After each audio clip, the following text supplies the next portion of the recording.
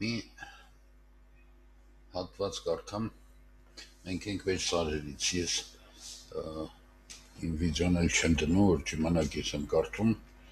խնդրում եմ շատ խիստ չքննադատեք, բայց ես ուզում եմ կարդամ այն հատվածը, որտեղ պատմում է, ոնց ենք մենք միշտ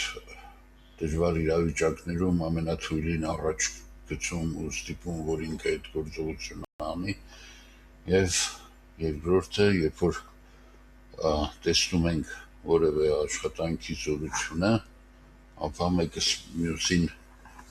դեղ չենք տալի այդ զորությունից օգտվել մեր ուրեմն հնարավորությունները մեծացնելու, նաեւ մեր ուժը ցույց տալու համար։ Ես այդպես եմ մտածում, ամենայն հավանականությամբ սխալ եմ, բայց ես այդպես եմ մտածում։ Եվ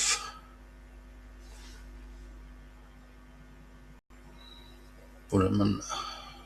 նախագահի սենյակում հեռախոս կա, որ գյուղում ոչ մենք չունի հեռախոս, նախագահի սենյակում կա, հովիվները նստած են, նախագահը չկա ու հեռախոսը զնգում է։ Հովիվներն իրար անցան, հապա շվարեցին, իսկ այդ խայտառակիչ հեռախոսը նրանցից մեկին անպայման կանչում էր ու կանչում։ Հովիվներն իրար երես նայեցին, հետո առաջ գցեցին նրան, ում որ սարերում ամենից շատ էին ծրարում։ Սա մեջներից հասկացողը դու ես, սա քեզ տեսնենք, սա հովիվները չմեռնի մի անգամ ու այ ապրի Սաքոն, իսկ Սաքոնն հեռախոսին ասաց, ապա հիշեց եւ ուղեց, ալո, ընկերները հրհրացին, տեսար, որ Սաքոն միանգամից ոնց արգացավ, ալոյով է խոսում, խեղճ Սաքոյի անունը մնաց հեռախոս Սաքո։ Հեռախոսի Սաքոն ասում էր հեռախոսին, ինչպես, այո, անտառամեջը, ոչ, Սաքոնն է։ Զանգարողը գետամեջից էր, ասում էր, անտառամեջի համար գետամեջ ապրանք կա, օճառ, լուցկի, ջիտ, նավթ, գալետ, գերանդի, թող գան, բերեն։ Հեռախոսն այնքան խորհրդավոր չէր, նա ձայնը այնքան մարդու էր, կարծես խանութի վարիչ Խեչոն կողքին էր եւ Սաքոյի համար այնքան ընտանի դարձավ հեռախոսը, որ Սաքոն ասաց, Խեչո, ասա, լսում եմ, Խեչո, ալո, ասա, Խեչոն լսում է, Խեչո, ասա, Խեչո, ասում ես գալետ է, նավթ է, մեկ էլ չիդ, մազութ, սապոն, մեղ, գերանդի, Խեչո, ասում ես հաստատ դու ես, իհարկե ես Խեչոն եմ։ Մարդ ես դարձել, հեռախոսով ես խոսում էլի,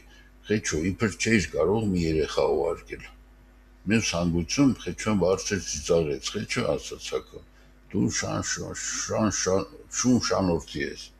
Դրանով Սաքոն ուզում էր ասել, որ եթե պետք լինի ինքն էլ կզանգահարի եւ ոչ թե երեխա կուղարկի։ Հետո հովիվները Սաքոյի ձեռքից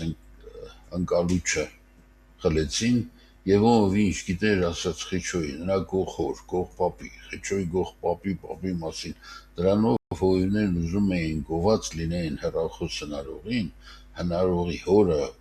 պապին եւ խանութի վարիչ Խաչիկ Պողոսյանը ճիշտ այսպես էլ հասկանում էր։ Առավոտ շուտ այս մի փոքր հատվածը մեր բնավորության մասին, հուսով եմ ձեր դուրը կգա։